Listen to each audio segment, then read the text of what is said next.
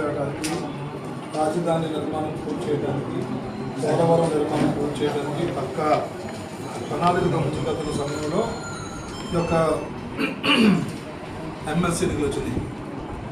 మేరాబత్తు రాజశేఖర్ గారు మన జిల్లా వాసి.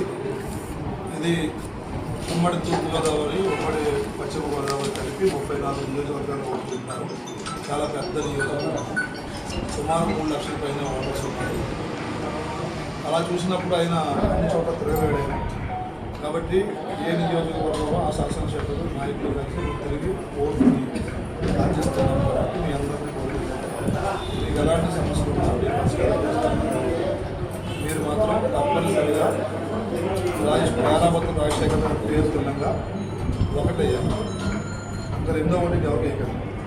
దానివల్ల మళ్ళీ ఎలక్షన్ ప్రాసెస్ అయిపోయింది. కాబట్టి ఆ పేరు తుల్లంగా ఒకటి అంకేసి అఖండ విజయాన్ని అందరూ కారణం మళ్ళీ కోరుతున్నాం. తప్పనిసరిగా రాజశేఖర్ గారు కోరుతున్నాం. మీరు అయ్యారా మీ బంధువులు మాకు తెలియచారు.